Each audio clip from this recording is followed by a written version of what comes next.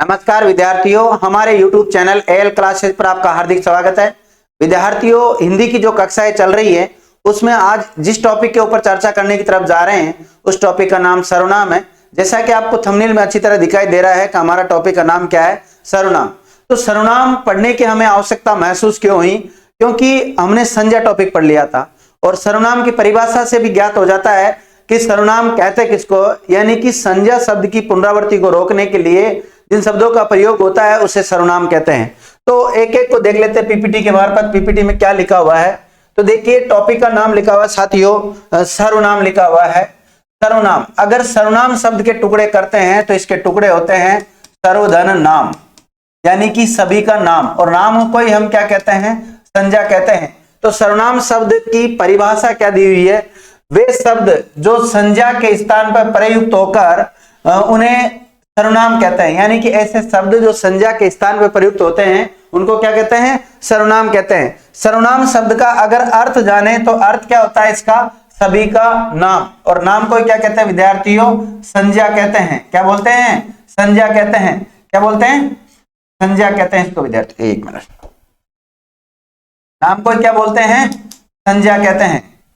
देखो, सर्वनाम का प्रयोग वाक्यों में संज्ञा के दोहराव या पुनरावृत्ति से बचने के लिए किया जाता है तथा वाक्यों को सुंदर बनाने के लिए किया जाता है। विद्यार्थियों, भाषा की सुंदरता बढ़ाने के लिए हमें सर्वनाम की आवश्यकता महसूस होती है, इसलिए हम सर्वनाम टॉपिक पढ़ते हैं और इसीलिए हम सीखते हैं। आगे देखिए और क्या लिखा हुआ है। जैसे अगर हम सर्वनाम शब्द का प्रयोग नहीं करते तो हमारी भाषा बहुत ज्यादा बोझिल हो जाती। विद्यार्थियों देखिए, जैसे है राम होशियार है लेकिन अभी तक उसे नौकरी नहीं मिली, तो ये उसे शब्द आया है वो इस राम के स्थान पे आया है। और राम क्या है विद्यार्थियों? एक संज्ञा है, और संज्ञा के स्थान पे क्या लेके आए हैं हम? सर्वनाम। और कौन सा सर्वनाम लेके आए हैं? उसे सर्वनाम लेके आए हैं। राम ने कहा कि वह विद्यालय जा रहा है, तो राम तो एक संज्ञा है, अब इसके स्थान पे क्या लिया हमने? वह। तो वह यहां पर एक सर्वनाम का काम कर रहा है। क्या काम कर रहा है?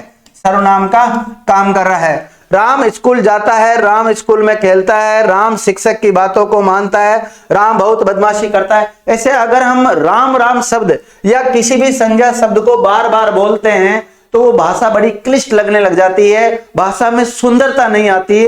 तो भाषा का सौंदर्य रूप बनाने के लिए हमें सर्वनामों की जरूरत होती है।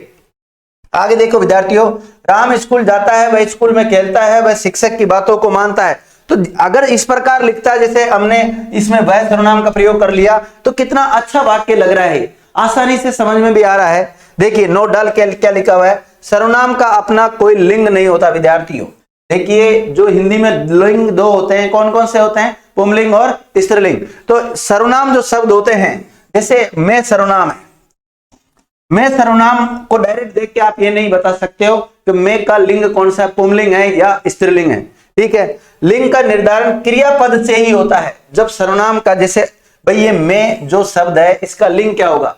जैसे मैं जाता हूं तो क्या है, मैं किसके रूप में आया? पुंलिंग के रूप में है। और मैं जाती हूं तो किस में आ गया? स्त्रीलिंग में। लेकिन मैं सर्वनाम को खुद को देखकर डायरेक्ट आप ये डिसाइड नहीं कर सकते हो कि इसमें कौन सा सर्वनाम है। आगे देखिएगा, आगे देखो विद्यार्थियों, सर्वनाम के विकारी शब्द कौन कौन से होते हैं? यानी कि सर्वनाम, ये साथियों यहां पर सर्वनाम के विकारी शब्द नहीं होना चाहिए था, इस प्रकार से होना चाहिए था कि सर्वनाम एक विकारी शब्द है। सर्वनाम एक विकारी शब्द है, और सर्वनाम के जो विकारक होते हैं, सर्वनाम के जो विकारक होते हैं वो कौन कौन से होते हैं? वचन और कारक। यानी कि सर्वनाम में जो परिवर्तन होता है वो किस किस की वजह से चेंज होता है? एक तो वचन की वजह से चेंज हो जाता है और एक कारक की वजह से चेंज हो जाता है। और देखिए, सर्वनाम, कुछ सर्वनाम तो मौलिक रूप से होते हैं और कुछ सर्वनामों का हम निर्माण करते हैं। जैसे यौगिक सर्वनाम कहते हैं, कौन कौन से बनते हैं? मैंने, मुझे, हम, हमने, ये सब कार्य के रूप चलाकर हमने सर्वनाम बनाए। देखो विद्यार्थियों, प्रश्न आता है कि हिंदी में मूल सर्वनामों की संख्या कितनी है? तो मूल सर्वनामों की संख्या है 11। कितनी है? 11 है। मैं, तू, आप, यह, वह, जो, सो, कोई, कुछ, कौन, क्या, ये लिखा हुआ सामने। मैं, तू, आप, यह, वह, जो, सो, कोई, कुछ, कौन, क्या।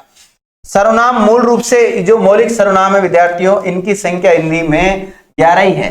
बाकी जैसे मैं का बहुवचन बनता है हम, या मैं का और रूप चलते हैं, जैसे मैंने, मुझ में, मेरे लिए, हमारा, हम में, हम पर, वो सब इसके में से ही कार्य के रूप चला के बनाए हमने। तो विद्यार्थियों मैं आपको ये कहना चाह रहा हूं कि जो हिंदी में सर्वनामों की संख्या है वो कितनी है, 11 है। और 11 कौन कौन से हैं आप याद रखना, मैं, तू, आप, यह, वह, जो, सो, कोई, कुछ, कौन, क्या। आगे देखते हैं। अगर आपसे पूछा जाए सर्वनाम की संख्या पूछी जाए तो आपको 11 बतानी है। और 11 जो भी मैंने बताया, मैं, तू, आप, यह, वह, जो, सो, कोई, कुछ, कौन, क्या। लेकिन अगर पूछा जाए अर्थ की दृष्टि से सर्वनाम के भेद या प्रकार कितने होते हैं तो विद्यार्थियों 6 होते हैं। कितने होते हैं? 6 होते हैं। और 6 कौन कौन से हैं? एक तो पुरुषवाचक सर्वनाम होता है, दूसरा निश्चितवाचक सर्वनाम होता है, और तीसरा अनिश्चितवाचक सर्वनाम होता है, चौथा पर्सनवाचक सर्वनाम, पांचवा संबंधवाचक, और छठा निजवाचक सर्वनाम होता है। तो ये 6 भेद होते हैं सर्वनाम के। कौन कौन से होते हैं? पुरुषवाचक होता है, निश्चितवाचक होता है, अनिश्चितवाचक होता है, पर्सनवाचक, संबंधवाचक और निजवाचक। संबंधवाचक का एक उपभेद होता है विद्यार्थियों, सह संबंधवाचक। कुछ विद्वान इसको स्वतंत्र भेद भी मान लेते हैं। इस प्रकार वो इसके सर्वनाम के कितने भेद बताते हैं? 7 बताते हैं। लेकिन आपसे पूछा जाए सर्वनाम के भेद होते कितने, तो आपको विद्यार्थियों 6 ही बताने हैं। कितने बताने हैं? 6। इसके अलावा जब पुरुषवाचक पढ़ेंगे तो पुरुषवाचक के 3 उपभेद होते हैं। एक तो कौन सा होता है? उत्तम पुरुष, मध्यम पुरुष और अन्य पुरुष। ये 3 उपभेद होते हैं पुरुषवाचक सर्वनाम के। ठीक है विद्यार्थियों, उत्तम पुरुष को बोलते हैं फर्स्ट पर्सन, और मध्यम पुरुष को बोलते हैं सेकंड पर्सन, और जो अन्य पुरुष है उसको थर्ड पर्सन कहते हैं। और अन्य पुरुष को ही संस्कृत में प्रथम पुरुष कहते हैं। क्या कहते हैं इसको? प्रथम पुरुष कहते हैं, संस्कृत में बोलते हैं। और लेकिन हिंदी व्याकरण में क्या बोलेंगे? इसको अन्य पुरुष के नाम से जाना जाता है। आगे देख लेते हैं, एक एक को पढ़ेंगे। अब सबसे पहले आ रहा है पुरुषवाचक सर्वनाम। विद्यार्थियों जो पुरुषवाचक सर्वनाम है इसकी परिभाषा देख लेते हैं सबसे पहले। यानी कि ऐसे सर्वनाम के शब्द जो किसी स्त्री या पुरुष दोनों के स्थान पर प्रयुक्त होते हैं उन्हें पुरुषवाचक सर्वनाम कहते हैं। और इसकी पहचान क्या होती है? मैं का बहुवचन हम, तू, आप, ये, वे, वह तथा इनके जितने भी कार्य के रूप आएंगे वो सारे के सारे विद्यार्थियों किस में जाएंगे? पुरुषवाचक सर्वनाम में जाएंगे। अब पुरुषवाचक सर्वनाम के कुछ उदाहरण दे रखे हैं। जैसे मैं फिल्म देखना चाहता हूं, मैं घर जाना चाहता हूं, तू कहता है तो ठीक है, तू जब आई तब तक वह चला गया, आजकल आप कहां रहते हैं, वे आजकल मेला देखने जाएंगे, या आप जहां भी रहती हैं खुशियों का माहौल रहता है। तो ये जो मैं, तू, आप, वे, आप, ये सब विद्यार्थियों सारे के सारे सर्वनाम है। और कौन से? पुरुषवाचक सर्वनाम है। अब पुरुषवाचक सर्वनाम के 3 उपभेद होते हैं। कितने होते हैं विद्यार्थियों? मैं बता देता हूं। देखिए, जब हम पुरुषवाचक सर्वनाम पढ़ते हैं तो पुरुषवाचक सर्वनाम देता हूं पूरा। पुरुषवाचक सर्वनाम के 3 उपभेद होते हैं। 3 कौन कौन से होते हैं? एक तो होता है विद्यार्थियों उत्तम पुरुषवाचक सर्वनाम, एक होता है मध्यम पुरुषवाचक सर्वनाम, और एक होता है अन्य पुरुषवाचक सर्वनाम। अन्य पुरुष को ही संस्कृत में प्रथम पुरुष कहते हैं। संस्कृत में अन्य पुरुष सर्वनाम, ये जो पुरुषवाचक सर्वनाम का उपभेद है इसको किस नाम जाना जाता है? प्रथम पुरुषवाचक सर्वनाम के नाम से जाना जाता है। अब देखिए, यानी कि ऐसे सर्वनाम के शब्द जो वक्ता के स्थान पर प्रयुक्त होते हैं, वक्ता का मतलब होता है बोलने वाला, उसके स्थान पर प्रयुक्त होते हैं उनको उत्तम पुरुष, और जो श्रोता के स्थान पर प्रयुक्त होते हैं यानी कि सुनने वाले के स्थान पर प्रयुक्त होते हैं उन्हें मध्यम पुरुषवाचक सर्वनाम कहते हैं। और सर्वनाम के ऐसे शब्द जो ना तो वक्ता के स्थान पर प्रयुक्त होता है और ना ही श्रोता के स्थान पर प्रयुक्त होता हो, बल्कि किसी अन्य के स्थान पर प्रयुक्त होता हो, उसे क्या कहते हैं? अन्य पुरुषवाचक सर्वनाम। विद्यार्थियों इंग्लिश में इसे फर्स्ट पर्सन कहते हैं, इसको सेकंड पर्सन कहते हैं, और इसको थर्ड पर्सन कहते हैं। क्या कहते हैं? थर्ड पर्सन कहते हैं। इसका जो पहचान है वो मैं सर्वनाम है, और मैं का बहुवचन क्या होता है? हम। इन दोनों के कार्य के रूप इसमें आ जाएंगे। और इसमें आ जाएगा विद्यार्थी तू का बहुवचन क्या होता है? तुम, और आदर सूचक शब्दों के साथ आ जाएगा आप। क्या आ जाएगा? आप। तो मध्यम पुरुष में तू, तुम, आप तथा इनके कार्य के रूपों का प्रयोग होता है। अन्य पुरुष में किस किस का प्रयोग होता है विद्यार्थियों? यह, वह का प्रयोग होता है। यह का बहुवचन क्या होता है? ये, वह का बहुवचन क्या होता है? वे। और इनके जितने भी कार्य के रूप है उसका प्रयोग होता है, साथ ही में आपका प्रयोग भी होता है। यहाँ पर किसका होता है? आपका प्रयोग होता है। स्लाइड में देख लेते हैं क्या लिखा हुआ। ये सारे उदाहरण हो गए थे। अब एक एक को देखेंगे पुरुषवाचक सर्वनाम के जो भेद होते हैं उसके ऊपर चर्चा कर लेते हैं। तो पुरुषवाचक सर्वनाम के 3 उपभेद होते हैं। कितने होते हैं? 3। अभी मैंने बताया आपको, उत्तम पुरुष, मध्यम पुरुष और अन्य पुरुष। उत्तम पुरुष को इंग्लिश में क्या कहते हैं? फर्स्ट पर्सन लिखा हुआ आपके सामने। जैसे इंग्लिश में आपने पढ़ा होगा फर्स्ट पर्सन, तो आई और वी उसकी पहचान होती है। ठीक है, तो जिस सर्वनाम का प्रयोग वक्ता के लिए, वक्ता का मतलब होता है बोलने वाला, वक्ता को उत्तम पुरुष कहते हैं। यानी कि इसकी पहचान क्या है? मैं सर्वनाम आता है, हम आता है, और इन दोनों के जितने भी कार्य के रूप बनते हैं वो सभी आता है। जैसे मैं कहता हूं कि नदियां सूखती जा रही है, तो मैं यहां पर उत्तम पुरुष है, और उत्तम पुरुष विकल्प में नहीं मिले तो पुरुषवाचक का उदाहरण है, और पुरुषवाचक में नहीं मिले तो मैं यहां पर एक सर्वनाम है। मैं क्या है विद्यार्थियों? सर्वनाम है। आगे देखते हैं और उदाहरण। मध्यम पुरुष वाचक जो सर्वनाम है उसको इंग्लिश में बोलते हैं सेकंड पर्सन, और जो इसकी पहचान होती है वो अंग्रेजी का यू आता है। इस सर्वनाम का प्रयोग श्रोता, श्रोता का मतलब होता है विद्यार्थी सुनने वाला, उसके लिए होता है, उससे मध्यम पुरुषवाचक सर्वनाम कहते हैं। सुनने वाला श्रोता को ही मध्यम पुरुष कहते हैं, ये लिखा हुआ है यहाँ पर। और इसकी पहचान क्या है? तू, तुम, आप। तू का बहुवचन क्या होता है? तुम। देखिए, जो सर्वनाम है उसका जो रूप परिवर्तन होता है वो एक तो कारक के अनुसार होता है। किसके अनुसार हो रहा है? कारक के अनुसार। और एक होता है वचन के अनुसार। हिंदी में वचन कितने होते हैं विद्यार्थियों? 2 होते हैं। कितने होते हैं? 2 होते हैं, एक वचन और बहुवचन। मैंने आपसे कहा था कि वह बीमार नहीं है, मैंने आपसे कहा था कि वह बीमार नहीं है, तो यहां पर जो आपसे है ये मध्यम पुरुष है। ये किसका उदाहरण है विद्यार्थियों? मध्यम पुरुष का उदाहरण है। आगे देखते हैं। इसी प्रकार जो तीसरा भेद होता है इसका, वो अन्य पुरुषवाचक सर्वनाम होता है। पुरुषवाचक के 3 भेद होते हैं, उत्तम, मध्यम और अन्य। ये अन्य जो पुरुषवाचक सर्वनाम है विद्यार्थियों, इसको इंग्लिश में थर्ड पर्सन कहते हैं, और संस्कृत में इसे प्रथम पुरुष के नाम से जाना जाता है, और इंग्लिश में बात करें तो इट और दे का प्रयोग होता है। जिस सर्वनाम का प्रयोग वक्ता और श्रोता दोनों के स्थान पर नहीं होकर अन्य के स्थान पर होता हो उसे अन्य पुरुषवाचक सर्वनाम कहते हैं। अन्य जिसके बारे में संबंध में बात कही गई हो वह अन्य पुरुष है। पहचान क्या है इसकी? यह, वह और यह वह का बहुवचन रूप। देखिए, यह तो आता है नजदीक के लिए, लेकिन यह होता है एक वचन में, इसका बहुवचन बनता है ये।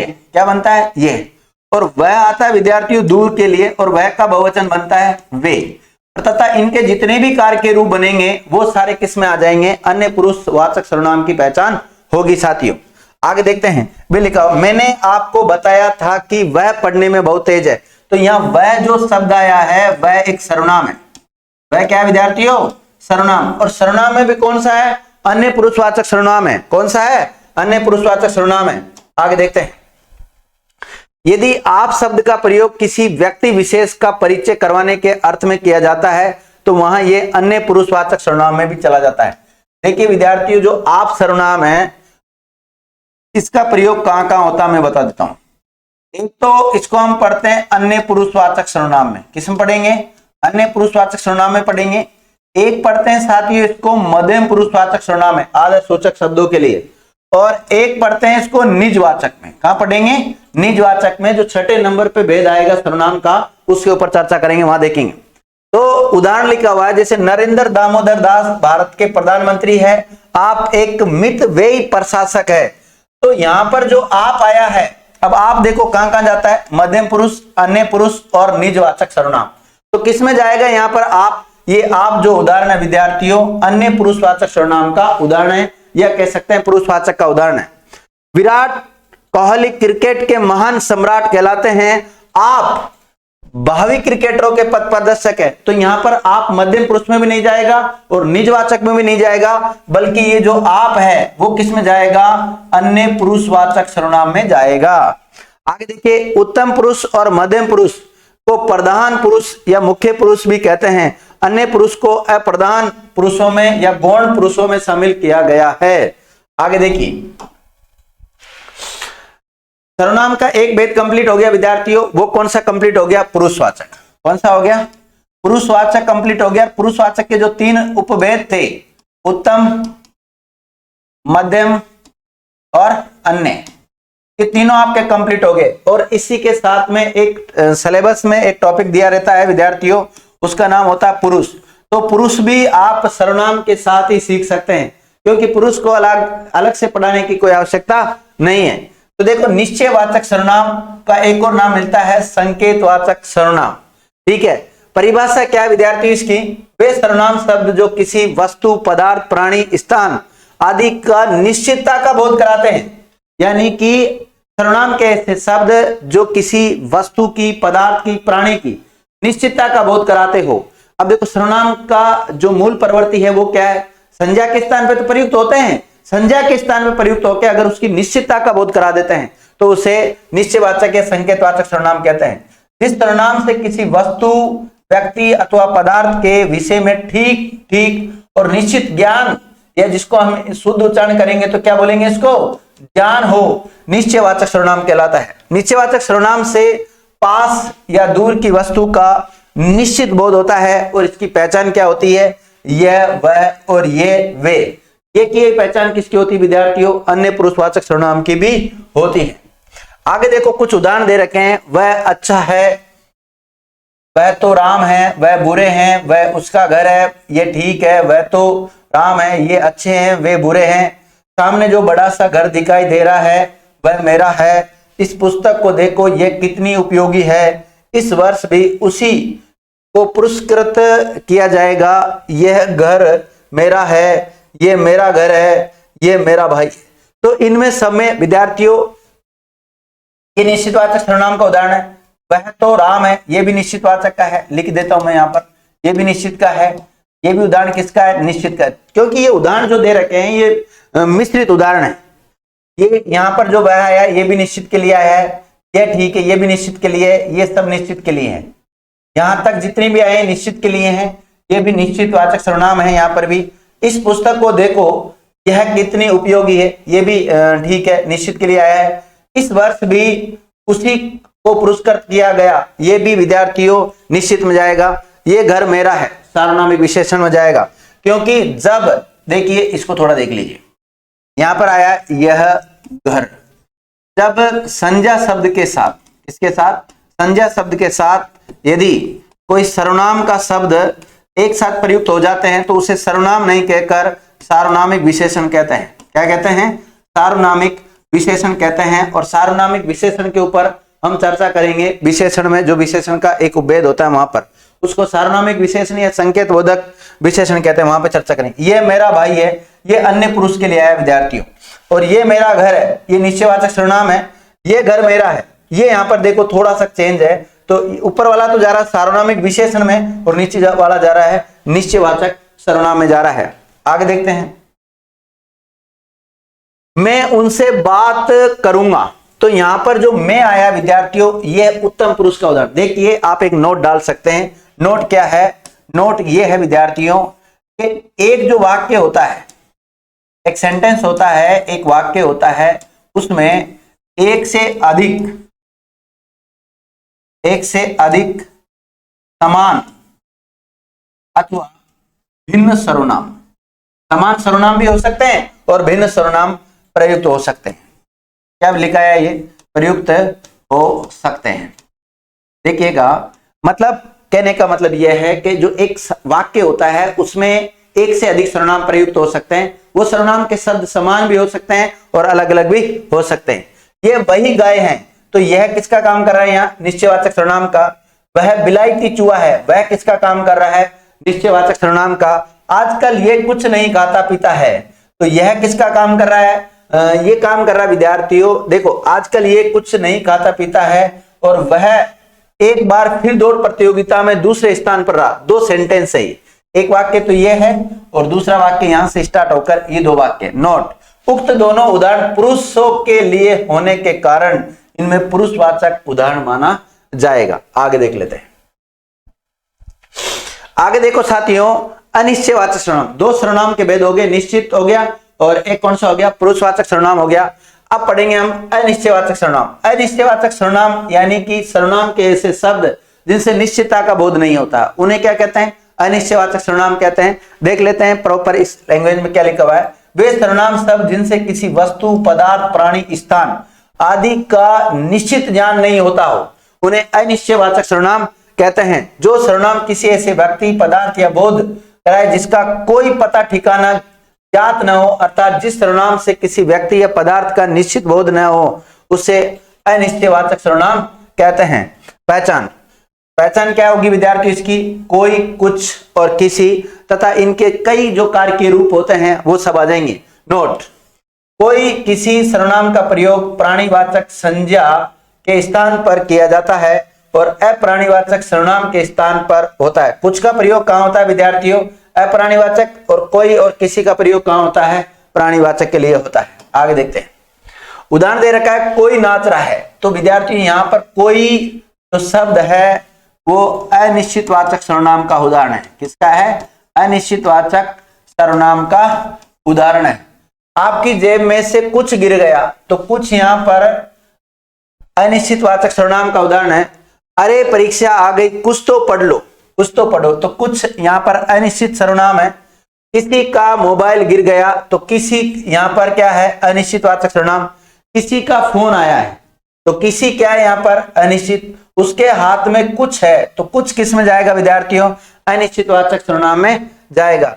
कोई आया था और आपके लिए कुछ देकर गया था, तो एक शब्द में, एक वाक्य में एक से अधिक सर्वनाम आ रहे हैं, बिल्कुल आ सकते हैं। ये दोनों अनिश्चितवाचक के उदाहरण। कोई आया था, ये किस में जाएगा? अनिश्चितवाचक सर्वनाम। घर में कुछ नहीं है, ये भी किस में जाएगा? अनिश्चितवाचक सर्वनाम में जाएगा। आगे देखो विद्यार्थियों, कुछ दे दो, तो कुछ किस में जाएगा? अनिश्चितवाचक सर्वनाम में जाएगा। अनिश्चितवाचक सर्वनाम में जाएगा। आपके घर पर कोई आया था, कोई किस में जाएगा? अनिश्चित में। कुछ दे दीजिए, ये भी किस में जाएगा? अनिश्चित में। कुछ काम करो, कुछ किस में जाएगा? अनिश्चितवाचक सर्वनाम। किसी ने सच ही कहा, सत्य की जीत होती है, तो किसी शब्द किस में जाएगा विद्यार्थियों? अनिश्चितवाचक सर्वनाम में जाएगा। आगे देखते हैं प्रश्नवाचक सर्वनाम। प्रश्नवाचक सर्वनाम यानी इंट्रोगेटिव जो प्रोनाउन होते हैं उसके बारे में जानेंगे। सबसे पहले जानते हैं इसकी परिभाषा। वे सर्वनाम के शब्द जिनसे प्रश्न करने का बोध होता। क्या लिखा हुआ है? वे सर्वनाम शब्द जिनसे प्रश्न करने का भाव उत्पन्न होता हो उन्हें प्रश्नवाचक सर्वनाम कहते हैं। और विद्यार्थियों, इनके अंत में जो वाक्य होता है उसके अंत में प्रश्नवाचक चिन्ह भी आता है। जिस सर्वनाम से प्रश्न का बोध होता है उसे प्रश्नवाचक सर्वनाम कहते हैं। पहचान क्या है इसकी? कौन, क्या, कितना, कैसे, कहां, कब, क्यों, किस लिए, किसके, किसने तथा इनके जितने भी कार्य के रूप होते हैं वो सारे के सारे विद्यार्थियों प्रश्नवाचक सर्वनाम के उदाहरण होते हैं। नोट, कौन, किसे, किसने, किसको का प्रयोग प्राणीवाचक संज्ञा के स्थान पर किया जाता है तथा क्या का प्रयोग अप्राणीवाचक जो संज्ञा होती है उसके लिए किया जाता है। आगे देखो, आपका नाम क्या है? तो विद्यार्थियों इसमें दो सर्वनाम आ रहे हैं। एक तो आपका आ रहा है, तो आपके को अगर रेखांकित करता है तो ये तो मध्यम पुरुष का उदाहरण हो गया। किसका हो गया? मध्यम पुरुषवाचक सर्वनाम का उदाहरण हो गया। तो लेकिन हम पढ़ रहे हैं प्रश्नवाचक सर्वनाम, तो हमारा आंसर क्या जाएगा यहाँ पर? क्या?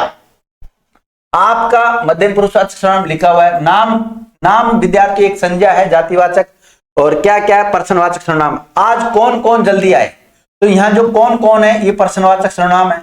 देखो तो कौन आया है, ये भी प्रश्नवाचक सर्वनाम है। कौन?